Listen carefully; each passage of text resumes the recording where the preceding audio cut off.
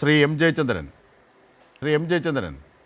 നോക്കൂ, ആ അച്ഛനോട് ഹലോ. ഈ കാര്യങ്ങൾ ആവർത്തിച്ച് കേൾപ്പിച്ച് പോകുന്നതിൽ വിഷമമുണ്ടായിരുന്നു. പക്ഷേ ഇതൊരു അനിവാര്യമായ ഘട്ടമായതുകൊണ്ടാണ് അങ്ങനെ പോകുന്നത്. കാരണം ഡീൻ കുര്യാക്കോസ് MP കൂടി പറയുന്നു. അപ്പോൾ ബോധപൂർവം കണ്ണൂരിനെ ഒരു കുരുതിക്കളമാക്കി പ്രശ്നങ്ങളുണ്ടാക്കി പ്രശ്നം സൃഷ്ടിച്ചു പോയി. അത് ആരൊക്കെ വേദനിച്ചാലും വേണ്ടിയില്ല, ധീരജിൻ്റെ കുടുംബമോ അച്ഛനോ ഒക്കെ വേദനിച്ചാലും വേണ്ടിയില്ല, കൊലവിളിയുമായി വീണ്ടും പോകാം, അങ്ങനെ തമ്മിലടി മറയ്ക്കാം, എന്തൊക്കെയോ കാൽക്കുലേഷൻസാണ് കോൺഗ്രസിൻ്റെ ഭാഗത്തുള്ളത്. അതുകൊണ്ടാണ് രാഹുൽ മാങ്കൂട്ടത്തിൻ്റെ നേതൃത്വത്തിൽ അത്തരത്തിൽ മുദ്രാവാക്യം വിളിച്ചത്.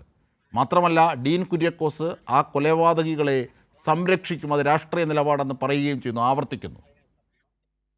എം ജയചന്ദ്രൻ, ഈ അജിംഷാദ്, ഈ ഐക്യജനാധിപത്യ മുന്നണി എന്ന UDF-ന്റെ MLA ആണ് ഇപ്പോൾ രാഹുൽ മാങ്കൂട്ടം. അതെ അതെ അതെ, പാലക്കാട്.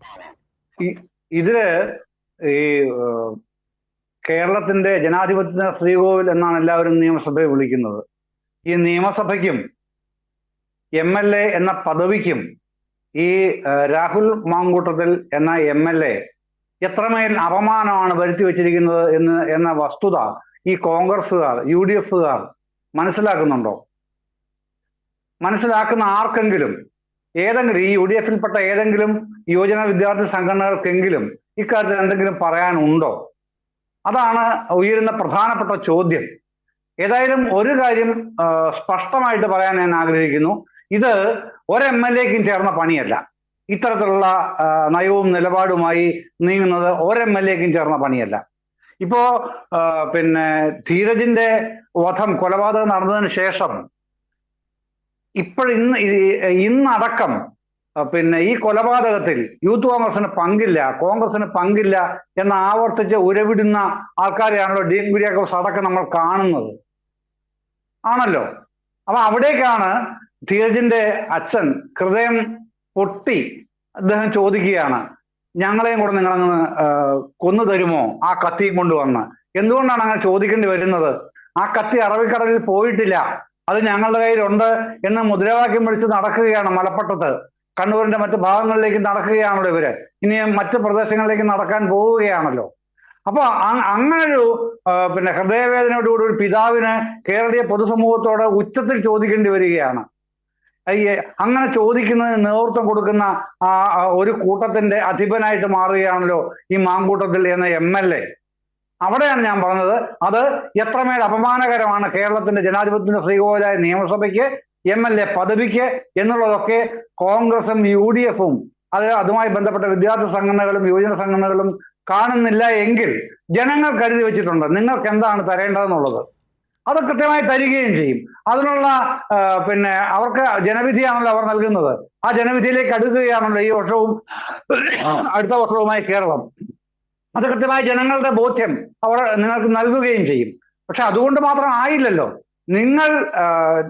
ഞങ്ങൾ കുറ്റവാളികളാണ്, ഞങ്ങൾ ഈ കുറ്റം ചെയ്തിരിക്കുന്നു എന്ന് നിങ്ങൾ സ്വയം വെളിപ്പെടുത്തുകയാണ് കേരളീയ പൊതുസമൂഹത്തിനോട്. ഇനി കൂടുതൽ തെളിവ് എന്തിനാണ് വേണ്ടത് പോലീസിനും കോടതിക്കും എന്നുള്ളതാണ് മുമ്പിൽ വരുന്ന മറ്റു പ്രധാനപ്പെട്ട ചോദ്യം.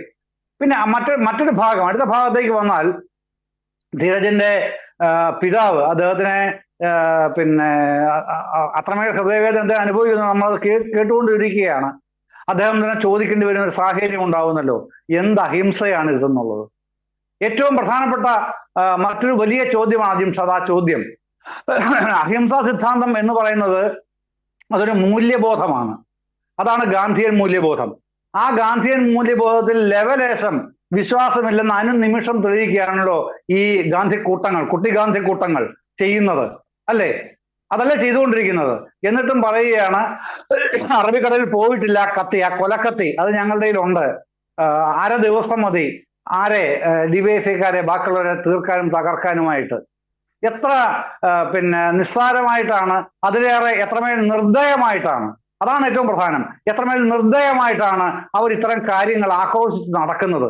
അത് കേരളീയ പൊതുസമൂഹത്തിന് മുമ്പിലാണ് ഇത്തരം ആക്രോശങ്ങൾ നടക്കുന്നത് എന്നുള്ളത് ഭൂഷണമായി കൊണ്ടു നടക്കുന്നവരെ, കോൺഗ്രസ്സുകാരെ, യൂത്ത് കോൺഗ്രസ്സുകാരെ, അവരുടെ വിദ്യാർത്ഥി നേതാക്കളെ, നിങ്ങളെ ഓർത്ത ഈ കേരളത്തിന് ഇനി ലജ്ജിക്കാനല്ല.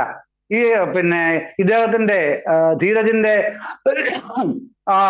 പാവപ്പെട്ട പിതാവിന്റെ വാക്കുകൾ കേൾക്കുന്ന ആരിലും ഞരമ്പുകളിൽ വെടിമരുന്നാണ് തിളപ്പിക്കുന്നത്, അദ്ദേഹത്തിന്റെ വാക്കുകൾ തിളപ്പിക്കുന്നത്. അത്രമേൽ രോഷം കൊള്ളുന്നുണ്ട് ആ പിതാവിന്റെ വാക്കുകൾ കേൾക്കുന്ന ഓരോ മലയാളിക്കും.